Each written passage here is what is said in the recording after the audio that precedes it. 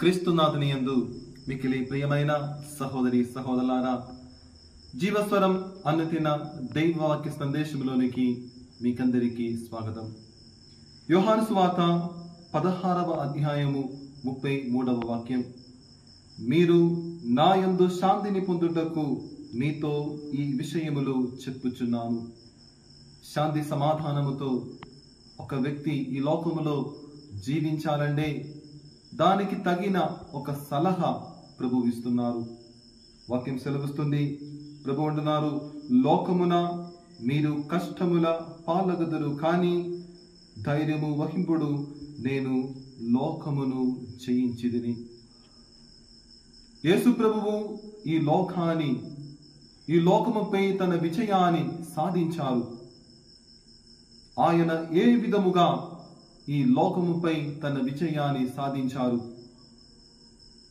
తన శిలువ మరణముతో మన మానవులందరి పాపములను శిలువలో అండకొట్టి ఆయన లోకముపై జయించారు. ప్రియులారా, యేసుక్రీస్తు శిలువలో మరణించే పూర్వం చాలా మంది ఆ శిలువలో మృతి నొందారు. చాలా మంది శిలువలో మరణించారు. శాపమునకు గుర్తుగా ఉన్న ఆ శిలువలో చాలా మంది మరణించినను ఎవరు కూడా ఆ శిలువను మార్చలేదు. కానీ యేసు ప్రభువు 2000 సంవత్సరాల క్రితం కల్వరి కొండలో ఆ శిలువలో శాపమునకు గుర్తైన ఆ శిలువలో మరణించినప్పుడు ఆ శిలువ యొక్క అర్థమే మారింది. శాపమునకు గుర్తుగా నిలబడిన ఆ శిలువ రక్షణ యొక్క గుర్తుగా మారింది. ఎందుకంటే ఆయన ఆ శిలువను ఆశ్లేషించారు, సంతోషముతో కౌగిలించుకొని ఆ శిలువలో ఎక్కారు. ప్రభువు అంటున్నారు, నేను లోకమును జయించితిని అని. ప్రభువు లోకమును జయించినది తన శిలువతోనే. ప్రియులారా, దీని నుంచి మనము అర్థం చేసుకోవాలి? మన జీవితంలో కూడా కొన్ని శిలువలున్నాయి.